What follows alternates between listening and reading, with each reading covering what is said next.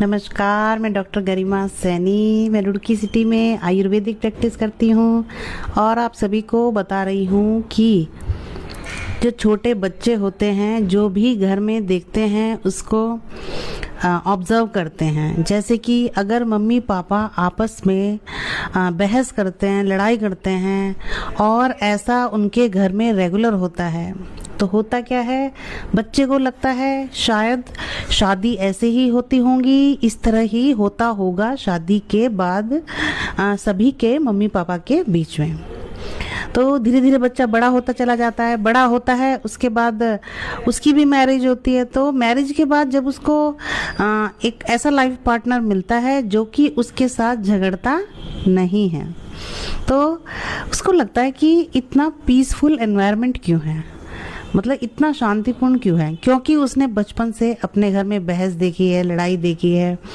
तो उसको लगता है कि वैसे ही सही है, वो सब चलता है तो माइंड ठीक रहता है, क्योंकि बचपन से लेकर बड़े होने तक 20-21 साल तक उसका माइंड अडेप्ट हो चुका था उस झगड़े के, उस एनवायरनमेंट के। अब जब उसको इतनी शांति मिल रही है शादी के बाद, तो वो परेशान है, वो परेशान हो गया है कि ऐसा कैसे हो रहा है, क्योंकि फैमिली में तो झगड़ना होता है, बहस होती है, तो शांतिपूर्ण कैसे है। तो ऐसा करने से वो इतना परेशान होता है, वो जबरदस्ती कुछ ना कुछ ऐसा टॉपिक उठाता है कि जिससे वो शोर वाला एनवायरनमेंट घर में पैदा हो, ऐसा शांति ना रहे, क्योंकि उसने कभी शांति लाइफ में देखी ही नहीं होती।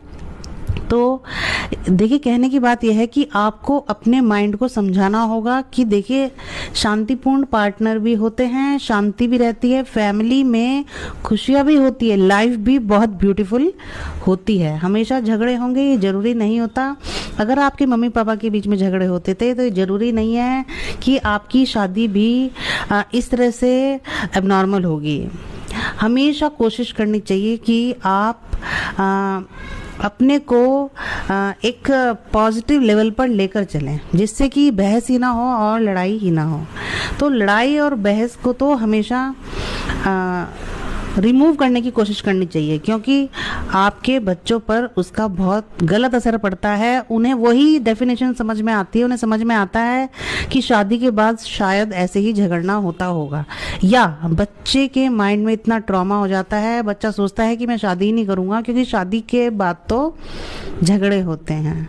तो सभी पेरेंट्स से कहना चाहूँगी कि आप इस तरह के झगड़े बच्चों के सामने ना किया करें, और कोशिश करिए कि जब आप स्पिरिचुअल लाइन से जुड़े हैं तो जब भी आपको लगे कि आपको गुस्सा आने वाला है, आप चैंटिंग स्टार्ट कर दीजिए। तो होने वाला झगड़ा आपके सेकंड थॉट, एक सेकंड पॉजिटिव थॉट में बदल जाता है और आपको झगड़े की आवश्यकता नहीं पड़ती है। तो कहना चाहूँगी कि कोई भी चीज़ एक लाइन में नहीं चलती है। अगर किसी की फैमिली में झगड़े होते हैं तो ज़रूरी नहीं है कि आप आगे मैरिज कर रहे हैं तो आपके साथ भी आपके पार्टनर के झगड़े ही होंगे। हमेशा माइंड में एक लॉजिक बिठाकर नहीं रखना चाहिए, जो कि गलत लॉजिक है कि फैमिली झगड़े के लिए होती है। ऐसा नहीं है, फैमिली बहुत लविंग होती है, केयरिंग होती है, प्यार भी होता है और ब्यूटीफुल लाइफ भी होती है। तो पॉजिटिव एस्पेक्ट सोचकर चलना चाहिए, अपने माइंड में वो सेट नहीं करना चाहिए जो आपने अपने मम्मी पापा के टाइम पर देखा है या आपने अपने लाइफ पार्टनर के साथ देखा है। वो बच्चों को इस तरह से समझ नहीं आना चाहिए। हमें इस तरह से अपने बच्चों के साथ बिहेव करना चाहिए या इस तरह से घर में रहना चाहिए कि बच्चे कुछ अच्छा सीखें, बच्चे अपने मम्मी पापा से गलत बातें ना सीखें।